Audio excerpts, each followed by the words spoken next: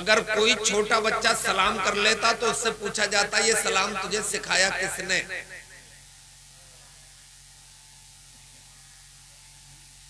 पता चलने पे उसके पूरे खानदान को कत्ल कर दिया जाता। दाढ़ी रखना तो बड़ी बात थी, हाथ में तस्बीह मिल जाती, घर में मुसल्ला मिल जाता तो पूरे घर को मार दिया जाता। मगर आप हैरत करेंगे कि इस माहौल में भी मुस्तफा जाने रहमत के दीवानों ने इस्लाम भी बचाया और कुरान की अजमत को भी बचाया। नारे तकबीर, नारे रिसालत, मज़हब इस्लाम। और ऐसे बचाया। मैंने तारीख में पढ़ा, एक 90 साल की बुढ़िया का जब इंतकाल हो रहा था, झाकनी का आलम था, तो रास्ते चलते हुए लोगों को आवाज दी और उनसे पूछा कि तुम जानते हो मैं कौन हूं? जी। लोगों ने बताया जानते हैं, हमारे पड़ोस की बुढ़िया है और तू ईसाई है। बोले तुम नहीं समझे। बोले मतलब? बोले मैं पूरी उम्र अपना ईमान महफूज रख के जी रही हूं और अब दुनिया से भी मुस्तफा जाने रहमत के लाए हुए दीन पे जा रही हूं जी। बाबाज बुलंद कलमा पढ़ के दुनिया से चली गई। तो हालात तो दुनिया में बिगड़ते रहे, मगर अल्लाह वाले अपने ईमान की हिफाजत करते रहे। और एक इशारा मैं करूंगा आपको जी कि ऐसे तालीम को जारी रखा कि ऊपर शराब की बोतलें रखी,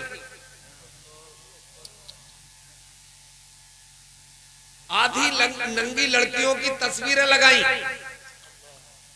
कि हुकूमत की खुफिया विभाग के लोग आए और ये देख के चले जाएं कि ये अय्याशी का अड्डा है।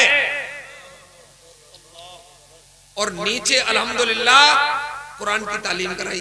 अल्लाह, इस्लाम तेरी नब्ज न डूबेगी। वाह वाह वाह वाह। जी जी जी। और जब ये बहुत उछल लिए, अफगानिस्तान पहुंचे तो निहत्ते अफगानिस्तानियों ने इन्हें कुचल डाला। वाह। कुचल डाला तो लोगों ने ये कहा कि अमेरिका की मदद से कुचला। चंद साल के बाद अल्लाह ने अमेरिका भेज दिया। देर तो लगी, मगर उन निहत्तों ने, मुख्तसर लोगों ने 20 साल में अमेरिका को भी घुटने टेकने पर मजबूर कर दिया। जी। अब बताओ किसकी मदद से किया? मुझे तो इतना मालूम है कि अपनी सच्चाई और हक्कानियत की बुनियाद पर ही उन्होंने कामयाबी हासिल की। जी।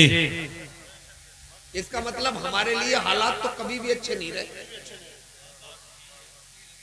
हैं? मक्के के हालात क्या अच्छे थे?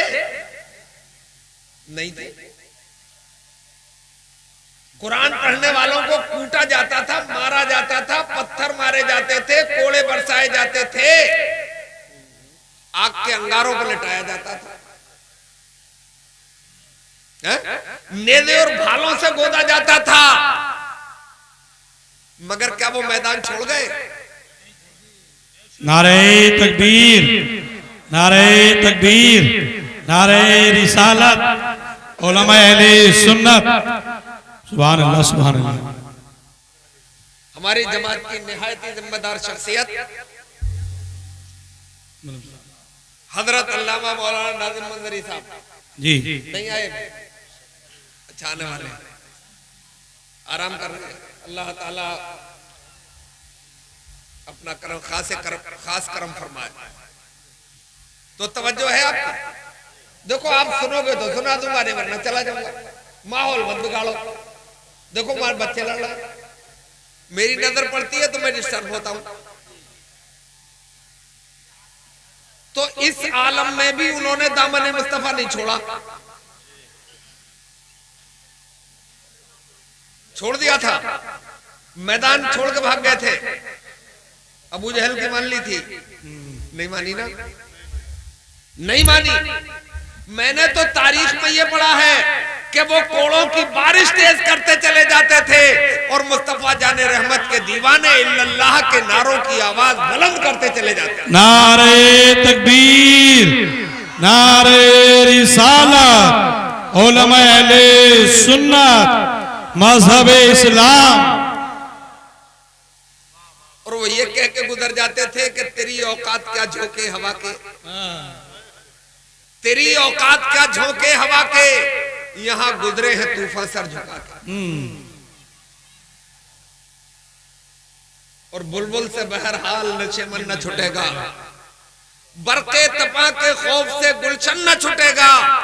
माहौल अगर अपने मुवाफिक भी नहीं है सरकार, मगर आपका दामन न छुटेगा। मगर ये होता कब है? जब सिर्फ जबान पर नहीं दिल में ईमान होता है। जब दिल में ईमान होता है, बोलो नारे तकबीर। उम्मेद भाई 11,786 रुपए पेश करते हैं। उम्मेद भाई अब आप हजरात खामोश न रहें और सुस्ती ना करें, जल्दी जल्दी उठ के आते रहें और 11,786 की जोड़ी मिलाती रहें। हाँ भाई, ये भी आले जनाब कारी अब्दुल मुत्तलिब साहब जो बार बार आपसे गुजारिश कर रहे हैं, ये भी जरूरी है, इसके बगैर काम नहीं चलेगा। भाई मदरसा कैसे चलेगा? दूसरे तो इसे आतंकवाद का अड्डा कह रहे हैं, जबकि उन जालिमों से कोई ये पूछे कि इस्लाम का आतंकवाद से क्या मतलब है? जिसके पैगंबर का ये हाल हो कि पत्थर मारने वालों को भी दुआ देता हो, बेशक, बताओ तो वो आतंकवाद फैलाएगा, वो दहशतगर्दी करेगा? नहीं नहीं नहीं, मुसलमान का दहशतगर्दी से कोई मतलब नहीं है। मगर अफसोस तब होता है कि जब मुसलमानों की तरफ से कोई एक्शन होता है तो वो आतंकवाद से जोड़ दिया जाता है। और रूस ने पूरे यूक्रेन को तबाह कर दिया तो अभी तक किसी मीडिया वाले ने उसे आतंकवादी नहीं कहा है। जी बोलो कहा है? क्या नहीं कहेंगे, क्योंकि वो उनका अपना मामला है। मगर मुसलमानों, तुम्हें मालूम है तुम्हें क्यों कह रहे हैं आतंकवादी? तुमसे डर रहे हैं, जी जी, है ना? तुमसे दहशत में है कि जिस दिन ये गुलाम मुस्तफा बन जाएंगे पक्के वाले तो इन्हें रोका नहीं जा सकता। ये बगैर तलवार के जंग जीत लेते हैं, ये मैदान में उतरते हैं तो लोहे की दीवार बन जाते हैं। बेशक, ये अपनी तारीख है, ये अपना इतिहास है। हजरत गिरामी कदर, क्या आपको मालूम नहीं है कि बद्र के मैदान में वो लोग उतरे थे कि जो दुनिया के सबसे अलबेले जंगजू थे, अनोखे जंगजू थे। कुरैशियों के टॉपर पहलवान आए थे और 1000 आए थे। नहीं बोली बोलिए आप, थोड़ी देर मेहनत कीजिए। टॉपर पहलवान जी, तेजरो घोड़ों पर सवार होके आए, नंगी तलवारें लेके आए, नेज़े और भाले लेके आए, लोहे में पेवस्त होके आए। मगर इश्क मुस्तफा का जाम पीने वाले मुस्तफा के मदरसे के स्टूडेंट, मदरसे के तालिबे इल्म, जी जी, वाह वाह वाह, बहुत अच्छी, जिंदाबाद। एक चबूतरा था मदरसा चबूतरा मदीने में, आज भी सरकार के रोजे के करीब है, जिसे सुफ़ा कहा जाता है। सुफ़ा, वो असहाबे सुफ़ा,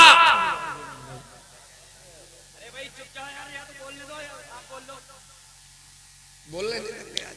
नारे तकबीर, नारे रिसालत, उलमा अहले सुन्नत, फैज़ान इस्लाम, मजहब इस्लाम, अल्लामा मुफ्ती शकील साहब किबला अपने मौजू पे बहुत जल्दी 2-4 मिनट में हजरत तशरीफ लाने ले आएंगे।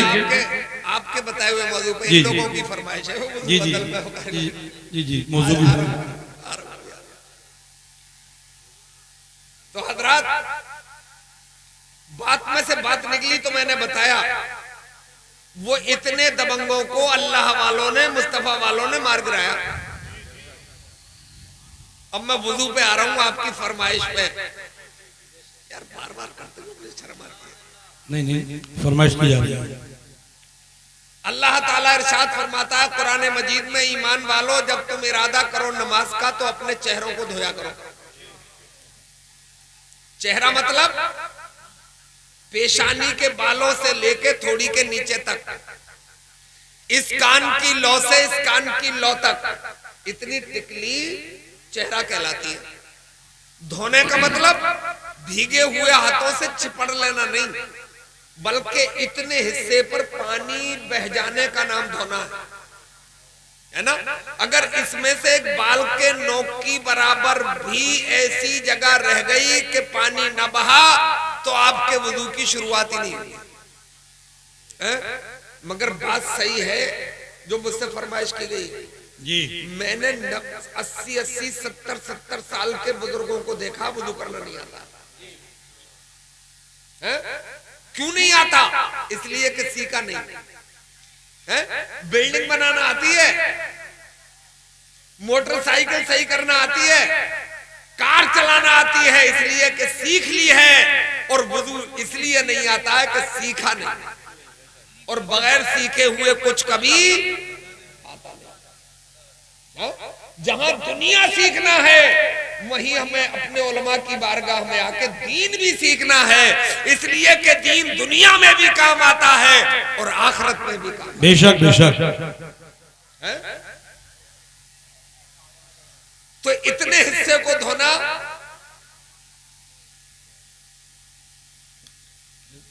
ये चेहरा है और धोना पहला फर्ज है। चेहरा धोने से फायदा, अभी 10-12 साल पहले मगरबी जर्मनी में एक सेमिनार हुआ, एक शिखर सम्मेलन हुआ इस बात पर कि पूरी दुनिया के पागल खानों को देखा गया जी। तो 98% पूरी दुनिया में और कौमों के लोग पागल पाए गए। मुसलमान सिर्फ 2% और 2% भी वो जो वुजू नहीं करते,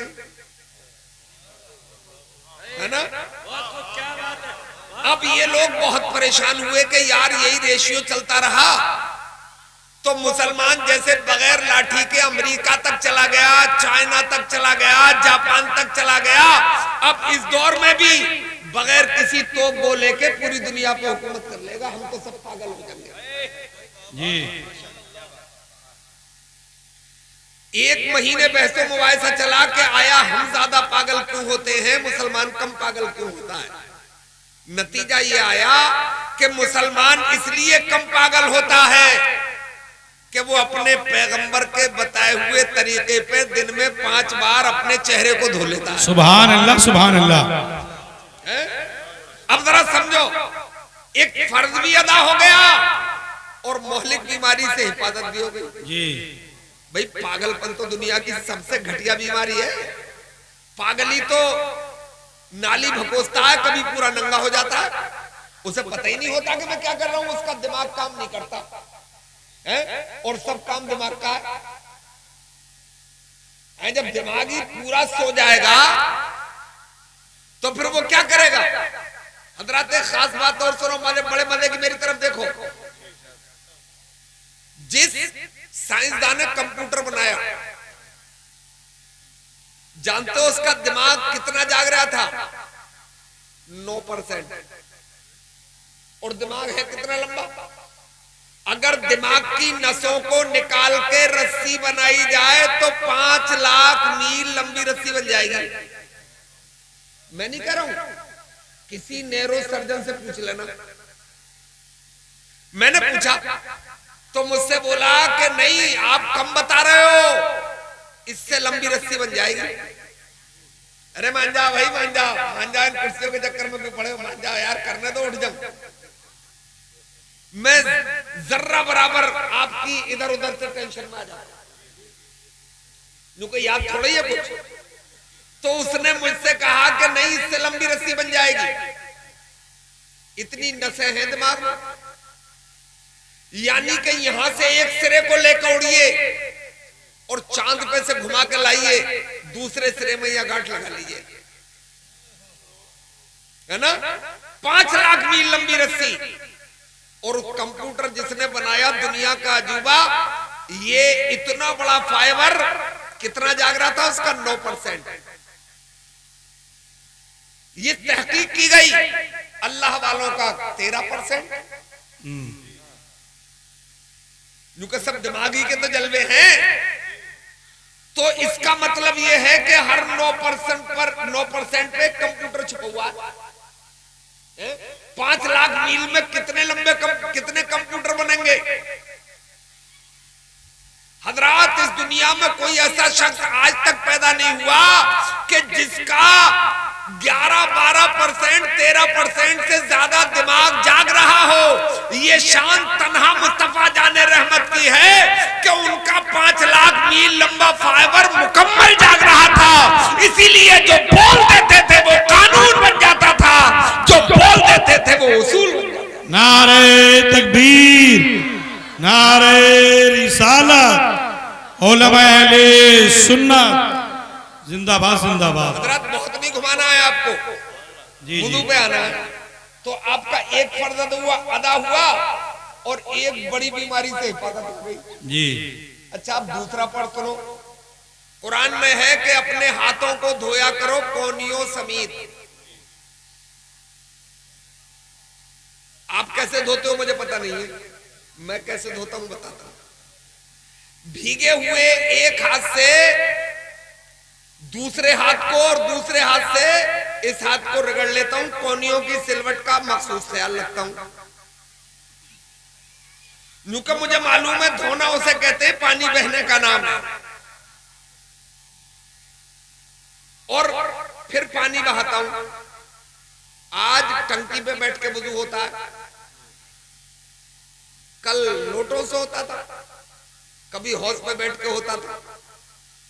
पैगंबर इस्लाम सल्लल्लाहु अलैहि वसल्लम जब अपने हाथों को धोते थे तो उनका तरीकाए कार ये था कि सीधे हाथ को ऐसे धोते थे और उल्टे हाथ को ऊपर से पानी डाल के, कोनी पे से पानी डाल के नीचे की तरफ को धोते थे। असहाब ने देखा, ऐसे ही अमल जारी रखा। ताबईन ने भी, तबे ताबईन ने भी, अम्माए मुज्तहिदीन ने भी।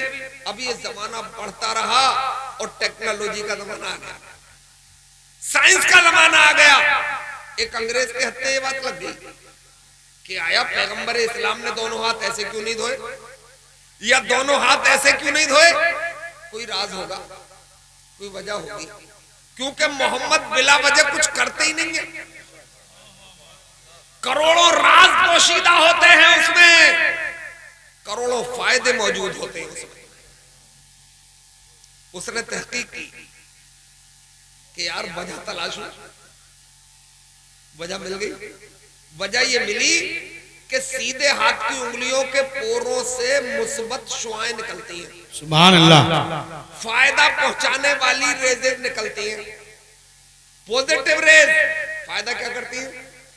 अगर जिस्म इंसानी में चली जाए तो जिस्म इंसानी मजबूत होता है, इम्यूनिटी पावर बढ़ती है, बीमारियों से लड़ने की ताकत पैदा होती है। और बीमारी सब बाहर से आती है। कमजोर एक दिन बुखार आने में डूब बोल जाता है, ताकतवर 50 दिन का बुखार भी झेल जाता है, इसलिए कि उसके अंदर कुव्वते मदाफत है, बीमारियों से लड़ने की ताकत है। ये सुर्ख जरासीम को ताकत पहुंचाती है। अच्छा, एक बात और, जब बिजली का ताल्लुक, रेजिस का ताल्लुक पानी से हो जाता है तो उसकी ताकत और बढ़ जाती है। जैसे गुजरे हुए जमाने में बिजली की वोल्टेज कम आते थे, बिजली के, पंखा नहीं चल रहा, वॉशिंग मशीन नहीं चल रही है, लोग परेशान रहते थे तो लोग मशवरा देते कि अर्थ दो। अर्थ कैसे देते थे कि एक तार जमीन में गाड़ा और एक बाल्टी पानी डाल दिया, वोल्टेज बढ़ जाते थे, 50 के 100 हो जाते थे, 100 के 150 हो जाते थे, है ना। अब पानी से राब्ता हुआ तो ताकत बढ़ी। पैगंबर इस्लाम ने इस हाथ को ऐसे धोके बताया कि पानी से टच होगा तो ताकत बढ़ेगी। और सांस लेने के दो ही रास्ते, एक मुंह का रास्ता, एक नाक का रास्ता। ये हाथ के उंगलियों के पोरे अगर नाक के करीब आएंगे, सांस लेगा तो इसकी रेजें अंदर जाएंगी, मुंह से सांस लेगा तो रेजें अंदर जाएंगी। तो पैगंबर इस्लाम ने रेजें देख ली और उल्टे हाथ की उंगलियों के पोरे से नेगेटिव रेज निकलती है, नुकसान पहुंचाने वाली रेजें निकलती हैं। पैगंबर इस्लाम ने ऊपर से धोया ताकि ये रेजें जमीन के अंदर चली जाएं, जिसमें इंसानी में हुलूल ना करें। वो अंग्रेज बोलता है पैगंबर इस्लाम तेरा मुकम्मल जवाब तो लाया नहीं जा सकता, तेरी निगाहों का भी जवाब नहीं लाया जा सकता। नारे तकबीर, नारे रिसालत, उलमा अहले सुन्नत, मजहब इस्लाम, आका का फरमान। ये वुजू है जो मैं आपको बता रहा हूं। हालांकि वुजू हाथ, मुंह, पैर, सर से नहीं टूटता है जी। वुजू तो कहीं और जगह से टूटता है ना।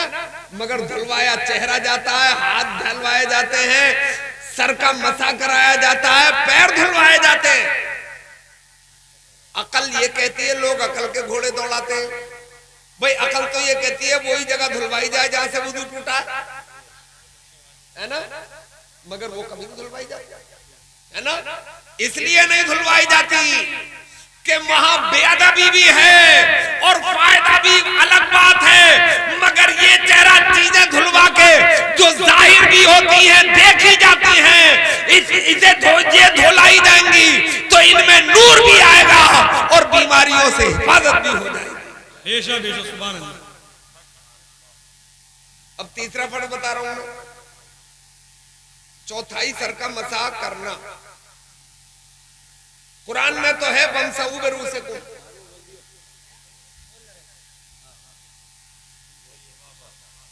मसा करो अपने सरों का।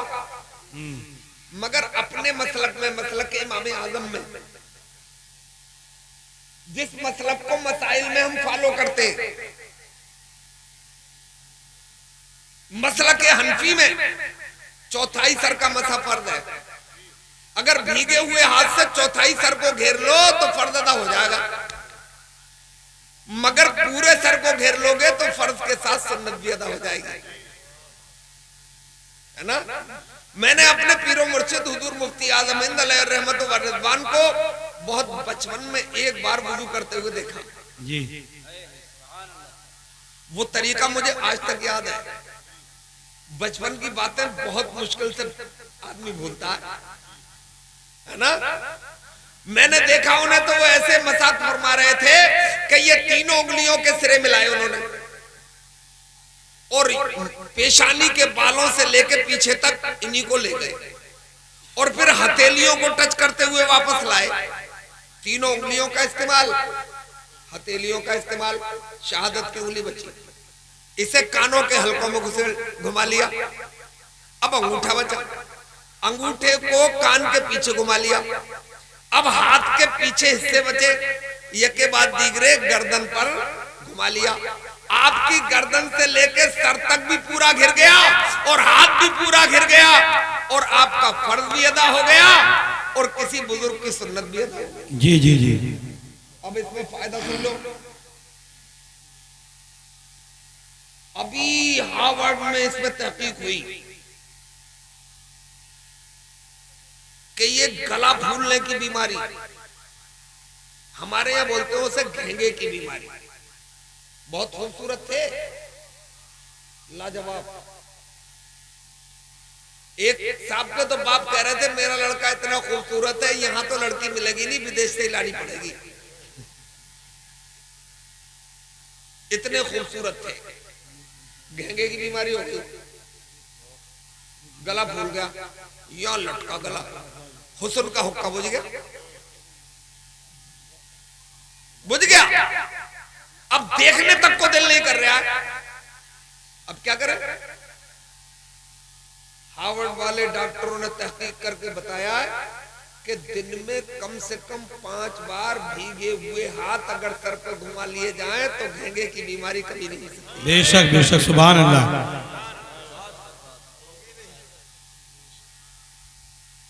इस्लाम तो दीन फितरत है।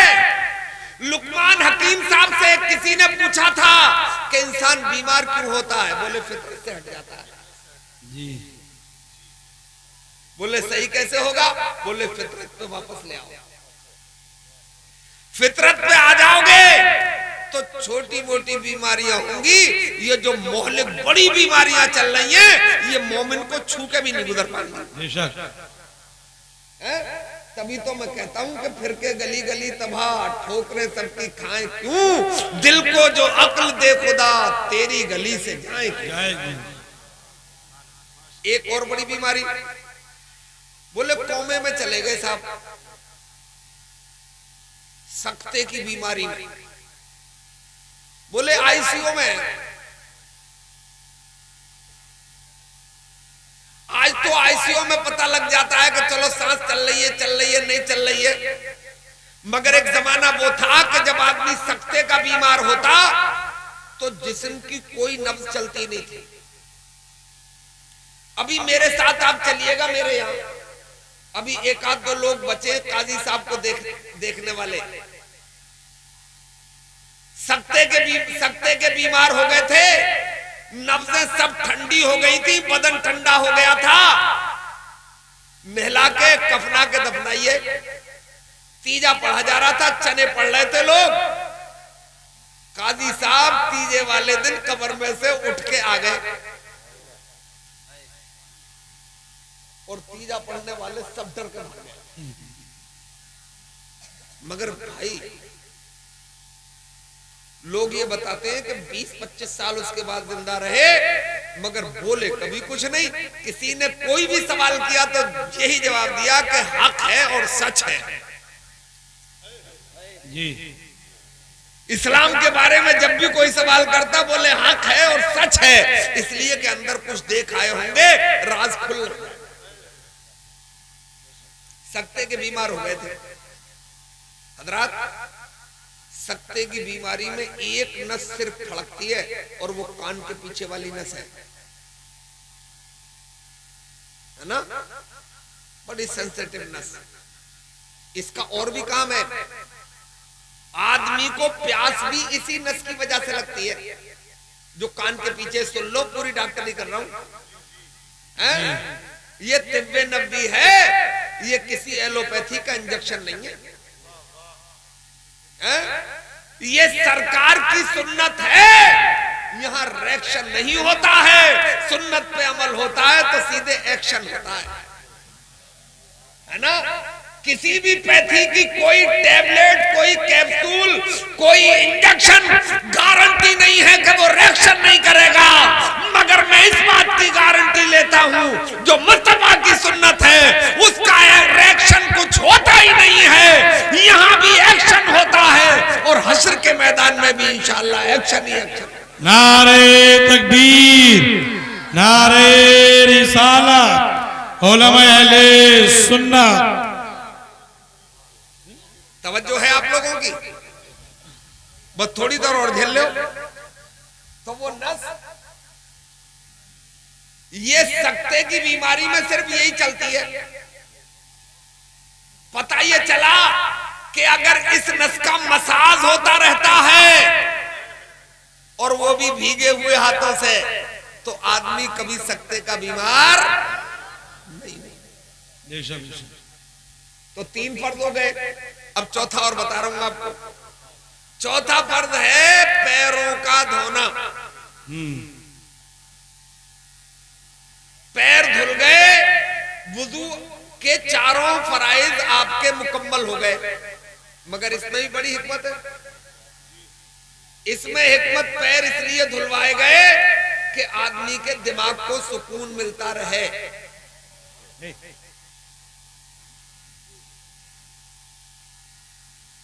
अच्छा ये शेखजादों के बच्चे इतने उपद्रवी तो होते नहीं थे यार, ये कब से हो गए? ये तो बड़े सीधी कौम है मगर चालाक बहुत है यार। दुनिया की सबसे होशियार चालाक कौम, मगर बच्चे इनके सीधे होते थे। मगर अब कुछ जरा दहशतगर्द से बच्चे लग रहे हैं। तो हजरात में कह रहा था कि पैर इसलिए धुलवाए जाते हैं ताकि दिमाग को सुकून रहे, ब्लड प्रेशर इंसान का सही रहे। पैर धुलवाने का इसलिए हिकमतन हुक्म दिया गया। अब एक और बड़ी बीमारी लोग शिकायत करते हैं कि साहब हमें नींद नहीं आती, अनिद्रा की बीमारी। एक साहब तो मुझसे ही कह रहे थे मौलवी साहब ताबीज कर देते जी। मैंने कहा किस बात का? बोले कई रात हो गई, आंखें पथराने लगी है, नींद नहीं आती है। तो मैंने कहा मैं ताबीजों वाला मौलवी हूं ही नहीं है। ताबीजों की तो अक्सर बेगुसले सांडों ने दुकानें खोल रखी हैं। एक टाइम की नमाज नहीं पढ़ते हैं, ऐसे ऐसे कमबख्त हैं, ताबीजों की दुकान लिए बैठे, रूहानी इलाज कर रहे हैं। अरे साहब 5,000 का 50,000 ठग ले, बात से तो लूट के रख दिया, मजाक बना के रख दिया है। जबकि मैं आपको ये बताना चाहता हूं कि हमारा मजहब सिर्फ ताबीजों वाला मजहब नहीं है, हमारा मजहब तो 5 वक्त नमाजों वाला मजहब है, कुरान की तिलावत वाला मजहब है, माँ के तलवे चूमने वाला मजहब। नारे तकबीर, नारे रिसालत, उलमा अहले सुन्नत। तो मैंने कहा मैं यार ताबीजों वाला तो मौलवी हूं नहीं। मैंने कहा ऐसा करो, चक्कर में मत मतियो ताबीज वालों के। इस दौर में मुश्किल से कोई होगा अल्लाह वाला जिसके ताबीज से फायदा होगा, होंगे यूं तो।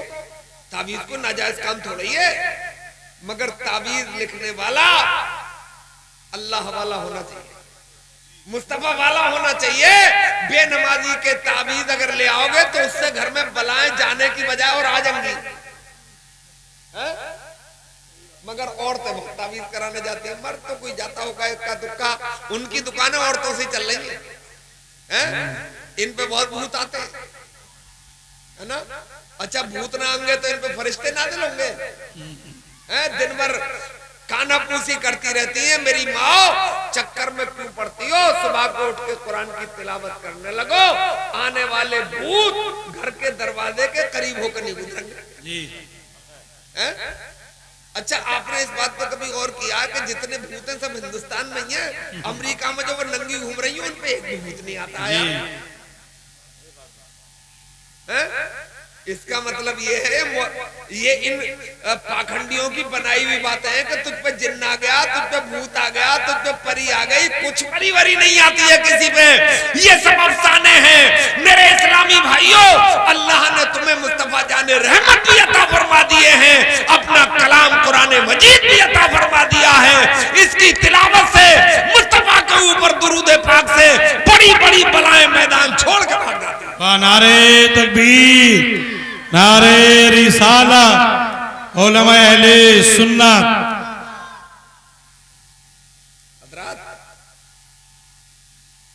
तो मैंने कहा ऐसा करो, मत जाओ किसी डॉक्टर के पास, किसी हकीम के पास चले जाओ, कोई वो शरबत दे देगा, तुम्हारे सुकून मिल जाएगा, नींद आ जाएगी। तो बोले मौलवी साहब आए तो बड़े इरादे से थे, मगर आपने तो बिल्कुल सुनी नहीं। इतने परेशान हैं कि पूरी रात बेगम सोती रहती है, हम जागते रहते हैं। अच्छा यार जागने वाली रात कुछ लंबी हो जाती है, सोने वाली रात तो छोटी हो जाती है, मगर जागने वाली रात गुजारना, काटना मुश्किल होती है। चचा गालिब से किसी ने कहा था कि सुनते हैं कि तुम फन्ने रियाजी के एक फर्द हो, तो तूले शबे फराक जरा नाप दीजिए। तो उन्होंने कहा मैं क्या नापूं, पैरों के गज बनाइए, सहरा में जाइए। पैरों के गज बनाइए, सहरा में जाइए, और तूले शबे फिराक वहां ना पाइए। मुख्तसर ये कि वो साहब परेशान होकर हकीम साहब के पास चले गए। हकीम साहब ने दवाएं लिख दी, दे दी, पैसे ले लिए। जब चले तो बोले भाई दवा तो वक्त पे खाना। मगर सोते वक्त पैर जरूर धो लेना। तो बोले यार मेरे पैरों में दर्द थोड़ी हो रहा, मेरे तो सर में दर्द हो रहा, मेरे सर में दर्द है। तो बोले यार धो लेना दवा के साथ साथ, पैरों का ताल्लुक दिमाग से भी है और पैरों की नसों का ताल्लुक दिल से भी है। मैंने देखा एक दरोगा जी लिटा के मार रहे चोर उचक्के को और तलवों पे मार रहे थे। मैंने कहा यार इसकी तशरीफ पे पटा घुमाते, कहां तलवे मार रहे हो?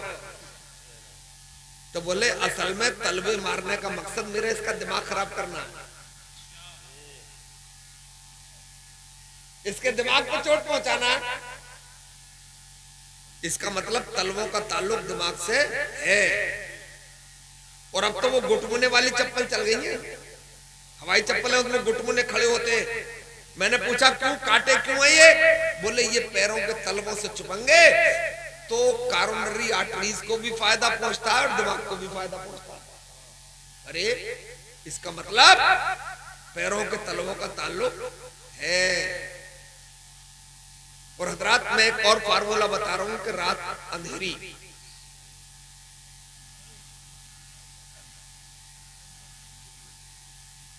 जी जी बहुत अच्छे थे। और रात के 2 बजे सर में दर्द, सर फटा जा रहा है, तलाश की अपनी अलमारी, टैबलेट भी कोई नहीं मिली, क्या करें? पूरी रात ऐसी तड़प को गुजार दे? नहीं, मैं बताऊं फार्मूला।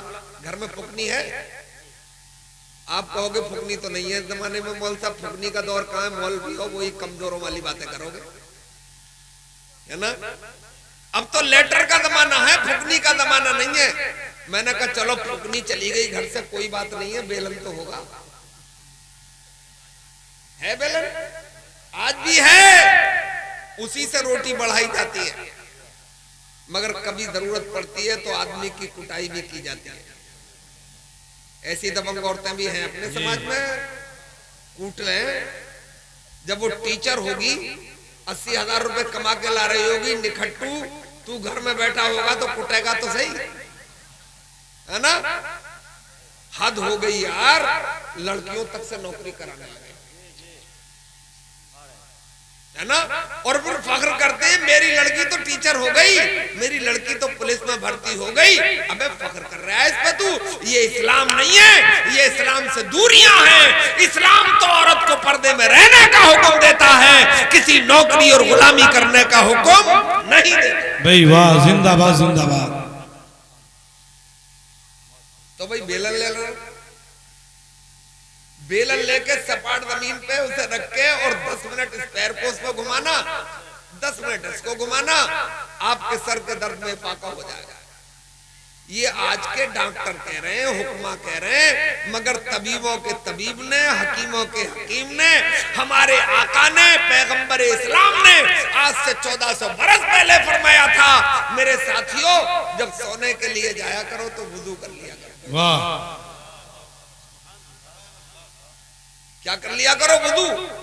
एक साहबी ने पूछ लिया, या रसूल अल्लाह नींद तो वुदू तोड़ देगी, क्या फायदा होगा? सरकार ने फरमाया जो हम जानते हैं वो तुम नहीं जानते। बेशक कई फायदे होंगे। बोले सरकार इसीलिए तो सवाल किया था ताकि सवाल के जवाबात मिल जाएं। आपका दरियाए करम जोश में आए और हमारी मालूमात में इजाफा हो जाए। तो सरकार ने फरमाया आओ सुनो, पहला फायदा तो ये होगा जब वुजू करके जाओगे सोने के लिए तो नींद चैन से आएगी। दूसरा फायदा ये होगा जब सो के उठोगे सुबह को तो तुम आम सोने और उठने वालों में शुमार नहीं किए जाओगे, बल्कि तुम्हारी पूरी रात इबादत में लिखी जाएगी। बेशक बेशक। लो भाई आम के आम हो गए और गुठलियों के चैन भी नींद भी चैन की आ गई और सारी रात के आबिद भी हो गए। और सरकार ने फरमाया सबसे बड़ा बेनिफिट, सबसे बड़ा फायदा ये होगा कि सो के अगर उठ ना सके उठाए गए सो के उठ ना सके, यानी उसी रात मौत आ गई। तो सुनो, तुम आम मरने वालों में शुमार नहीं किए जाओगे, बल्कि उस वुजू के सदके में तुम मेरी उम्मत के शहीदों में शुमार किए। सुभान अल्लाह, सुभान अल्लाह। अरे बाप रे बाप। और मेरी उम्मत के शहीदों में शुमार किए जाओगे। तो मैं इतना भी कह दूं कि वुजू करके सो जाने वालों, तुम्हारा हिसाब किताब मेरे साथ न होके करबला के हजरत इमाम हुसैन के साथ होने वाला। वाह वाह वाह वाह। बोलो, इससे बड़ी बात क्या हो सकती है? इससे बड़ी डिग्री भी कोई और हो सकती है? बोलो, नहीं हो सकती ना। ये वुजू है जो मैंने आपको बताया, मगर मुझे क्या पता था कि तुम ऐसे सुन लोगे वुजू। बड़ा हौसला करके तकरीर करिए, मैंने तुम्हारे जान से मार दिया। तुम लोगों ने अफरा तफरी में तकरीर नहीं होती है मुझसे।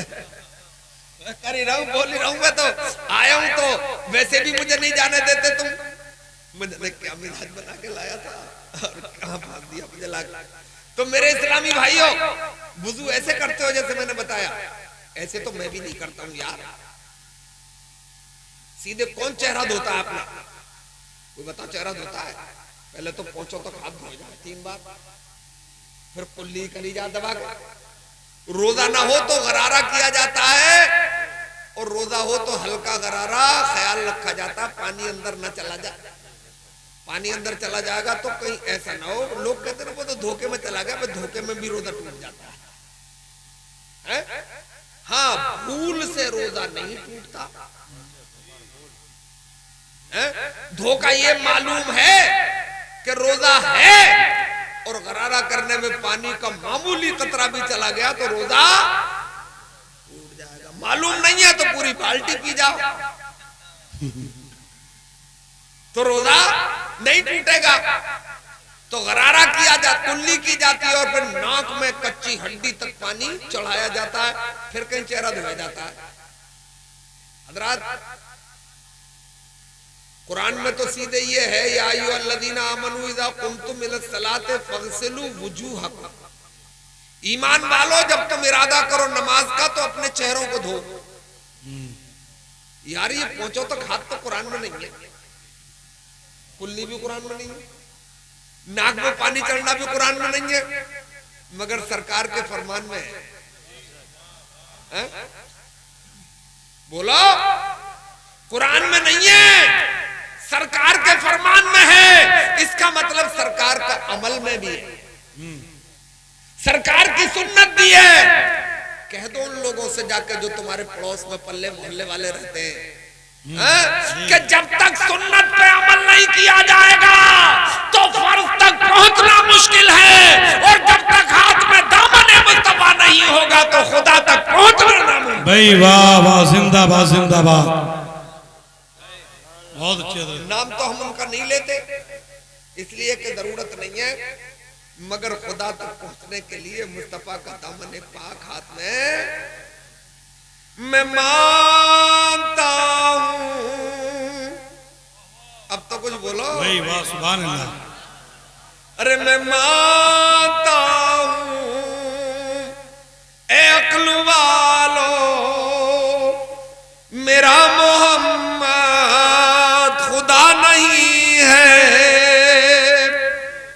मगर दिलों में ये नक्श कर लो कि वो खुदा से जुदा नहीं है।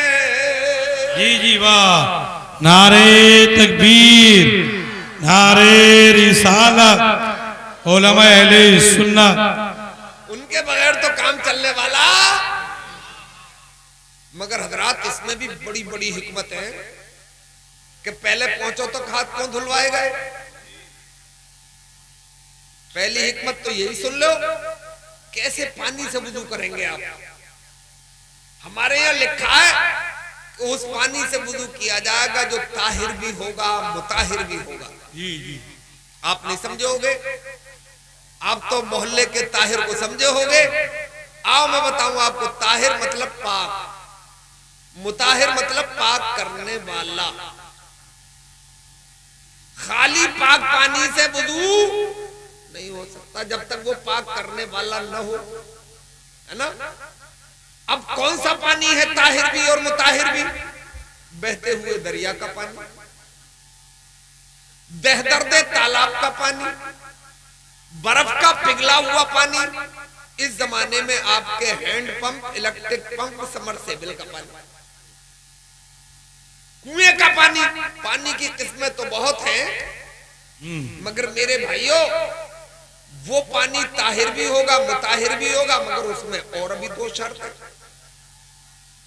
नंबर 1 उसका रंग ना बदला, नंबर 2 उसका मजा ना बदला, नंबर 3 उसमें कोई बू ना आ गई हो। वुजू किया जा रहा है, नमाज पढ़ी जाएगी, रब की बारगाह में सर झुकाया जाएगा, अजर्रा पानी से वुजू नहीं किया जाएगा, है ना। अब इन तीनों सिफात को देखना है, पानी की ओरिजिनलिटी रंग में भी देखना है, मजे में भी देखना है, और उसमें कोई बू ना आई हो ये भी देखना। अब मिसाल के तौर पर आपने लोटे में पानी लिया और आपका अंगूठे का एक हिस्सा पानी के अंदर चला गया।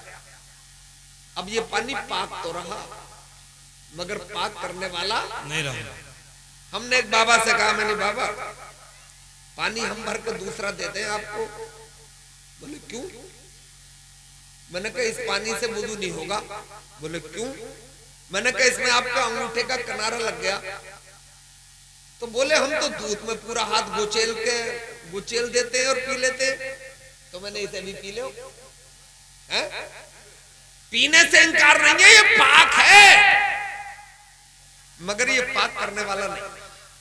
इस पानी से आटा गूंदा जा सकता है। मेहमान ज्यादा आ जाए तो शोरवे बढ़ाने के काम में लिया, बोल लो, बोलने के पैसे थोड़ी ले रहा हूं, बोलने में क्या जा रहा है।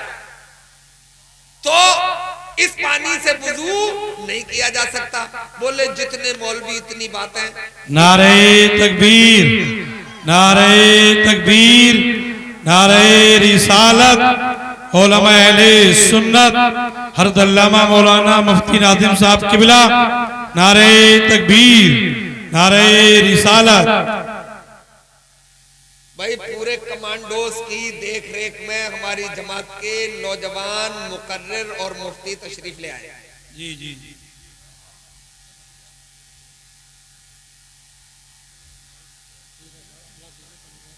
सुभान अल्लाह। अखलाक डीलर साहब ने मदरसे के लिए 15,786 रुपए पेश किए हैं। अखलाक डीलर साहब ने मदरसे के लिए 15,786 रुपए पेश किए हैं। अल्लाह इनके पैदों कबूल फरमाए। एक जवान मुकर्रिर को आप अब समाप्त फरमाएंगे। अब बुढ़ों का जमाना चला गया। भाई 2-4 मिनट और झेल लेंगे। अभी तो 2-4 मिनट हमारे वक्त में भी हैं। जी जी जी। अरे अभी तो यार 8 मिनट है हमारे वक्त में। 8 मिनट में तो अल्लाह चाहेगा किला ढा देंगे, है ना। हो गई पूरी बात। वो तो मैं आपके वक्त में से काट ही लूंगा। मेरा वक्त है तो तुम्हारा वक्त है। हमारे वक्त में न जाने कितने नारे लग गए, न जाने कितने अल्लाह के फजल से मदरसे की इमदाद हो गई, है ना। ये तो उसका करम है, वो जब चाहे, जिसे चाहे, जितना चाहे नवाज दे, है ना। ये यार इतना पतला दुबला आदमी कहाँ गया? वो छुपा हुआ कोने में बैठ गया। वो अब्दुल मुत्तलिब साहब इसे तो जहां चाह छुपा ले, मुट्ठी में बंद कर ले चाह, मगर यार काम बड़ा कर रहा है। वहां जिस्म थोड़ी देखे जाएंगे, वहां तो कारनामे देखे जाएंगे। वहां तो फौज थोड़ी देखी जाएगी कि छोटी थी या बड़ी थी। वहां तो कारहाय नुमाया देखे जाएंगे। अगर बड़ी फौज के कमाल होते तो यजीद कमाल कर गया होता है। कमाल तो सच्चाई में। तो हजरत गिरामी, वो हमारे यहाँ की फितरत यह है, तो जानते नहीं है कोई जानने वाला बताए तो उसे मानते नहीं है? हमारे नेता तो इतने बिगड़ गए हैं कि बस अल्लाह ही जानता है ना। उन्हें अगर बताओ कि भाई नेतागिरी ईमान बचा के भी की जा सकती है, की जा सकती है, नहीं की जा सकती है, ऐसे लोग हैं जो ईमान बचा के कर रहे हैं।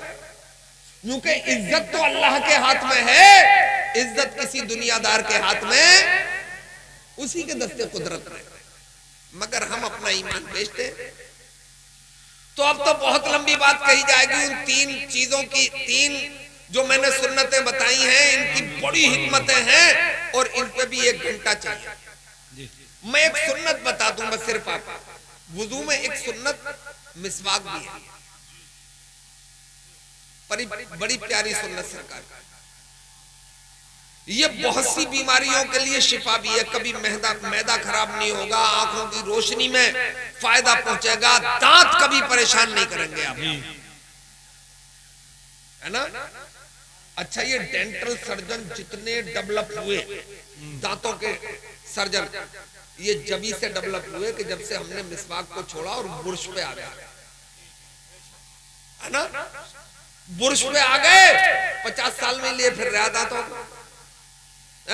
हमने 80 साल के लोगों को भी दांत सलामत देखे, इसलिए कि वो सरकार की सुन्नत, प्यारी सुन्नत मिसवाक पे अमल करते हैं। समझ गए बात। तो ये ऐसी सुन्नत है कि एक शख्स बीमार हो गया था दांतों का, और दांतों की बीमारी बड़ी सख्त पैरिया हो जाए तो इतनी दूर से बात करो तो भभा के निकलते हैं मुंह से। बोले भाई और थोड़ा दूर हो जाओ, है ना। इतनी सख्त बदबू आती है, खून आता है, पीप आता है, गरम ठंडा पानी लगता है। डेंटल सर्जन के पास एक पेशाब पहुंच गए। बोले साहब दांतों का परेशान हूं, दांतों से इलाज कर देते। बोले कर देंगे। पहले तो इंजेक्शन ठोक दिया है, जाते ही तो पहले मोटी सुई वाला इंजेक्शन लगाता है, और फिर उसे टैबलेट दे दी और महंगा सा टूथपेस्ट दे दिया। वो अपने कर रहे थे, 1 महीना गुजर गया था, खातिर का फायदा नहीं हुआ था। एक दिन मस्जिद के करीब से गुजरे तो एक बुजुर्ग वुजू की तैयारी में थे, 70 साल से ऊपर के थे, मिसवाक कर रहे थे। बोले यार ये रूढ़िवादी बुड्ढा दांतों में क्या कर रहा है। बुर्श के जमाने में लकड़ी से दांतों को उखेड़ना चाह रहा है। इसे समझाया जाए। बोले बाबा ये क्या कर रहे हो।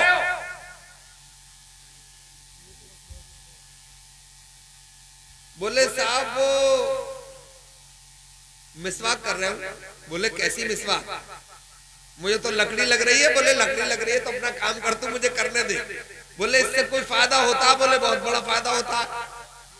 बोले पहला फायदा तो यह है कि जब हम वुजू करते हैं और वुजू में मिसवाक कर लेते हैं, 1 रकत पढ़ते हैं, तो परवरदिगार इसके तुफैल में हमें 70 रकात का सवाब अता फरमाता है। बोले मैं तो क्रिश्चियन हूं यार, तुमने 4 रकतें गिनाती मुझे ये बताओ कि दांतों में भी कोई फायदा होता है। बोले 70 साल का हो गया हूं, हड्डी अब भी तोड़ लेता हूं जी। तो बोले 1 लकड़ी हमें भी दे दोगे। बोले लकड़ी तू कहता रहे, पूरी उम्र नहीं दूंगा, मिसवाक बोलेगा तो अभी दे दूंगा। मिसवाक बोल दी, बोले ले जा। उसने 1 हफ्ते अपने दांतों को घुमाया था, दांतों की तमाम बीमारियां काफूर हो गई थी, और वो पूरे गुस्से में डॉक्टर साहब के ऊपर चढ़ बैठे। बोले भाई डेंटल सर्जन तेरी पैथी निहायती नाकारा पैथी है, मेरी जेब भी खाली करा दी और मुझे फायदा भी नहीं हुआ। बोले फायदा लग तो रहा है। बोले कमबख्त तेरी दवा से थोड़ी लग रहा है, एक मुस्लिम बुढ़े से लकड़ी लेके आया हूं जिसे वो मिसवाक बोल लिया था, उससे हो रहा, उससे हुआ फायदा। बोले चीखे मत, जरा लकड़ी दिखा का। उसने जेब में से निकाल के उसकी पटल पे दे मारी। वो लेके गया अंदर और लौट के आया तो मुंह फटा हुआ था, आंखें खुली हुई थी, माथे पे हाथ रख के आ रहा था वापस, और कह रहा था मोहम्मद अरबी तेरा वाकई कोई इंटरनेट नहीं है, वाकई तेरा कोई जवाब नहीं है। अरे जब खुर्दबीन नहीं बने थे, दूरबीन नहीं बने थे, लेबोरेटरीज नहीं थी, जांच के आले नहीं थे। हमने इस टेक्नोलॉजी के जमाने में यह तलाशा कि दांतों को जिंदा रखना है तो दो चीजों की जरूरत पड़ती है। फास्फोरस जो दांतों की जड़ों को मजबूत करता है, कैल्शियम जो दांतों की परत को जिंदा रखता है। ये हमने आज तलाशा।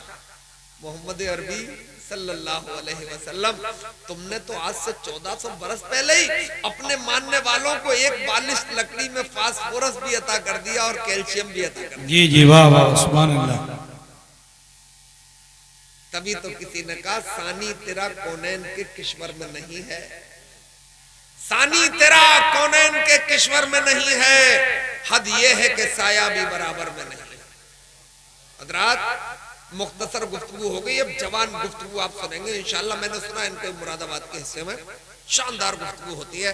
अल्लाह इन्हें सलामत रखे, इनके इल्म में, इनकी उम्र में, अपने हबीब अलैहिस्सलातु वस्सलाम के तुफैल में बरकत अता फरमाए। मैं आपसे सिर्फ इतना कह के जा रहा हूं, अगर आपको बुरा न लगे, हम सुन्नी लोग कुछ एडवांस काम भी कर रहे हैं। जैसे देखो मेरी तरफ, जैसे तीजा बहुत बड़ा करेंगे और 40वें में तो रिकॉर्ड तोड़ देंगे। ये क्यों कह रहा हूं ना, इसलिए कह रहा हूं कि एक 40वें में गया भाई, 2500 से ज्यादा लोगों की दावत थी। ले अरे क्या कर रहे हो भैया, मान जाओ। सुबह से शाम तक खिलाया जा रहा है। तो मैंने कहा ऐसा क्यों किया? बोले भाई लोग कहते हैं कि इतने बड़े बाप की औलाद कुछ नहीं कर सके। मैंने लोग तो जने क्या क्या कहते हैं, लोग तो ये भी कहेंगे कि नमक कम था, लोग तो ये कहेंगे एक्स्ट्रा हो गया था नमक, बोटियां कम थी।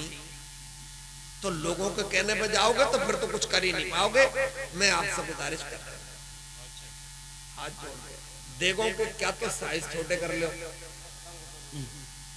ना, बिल्कुल खत्म तो नहीं करना है खैर।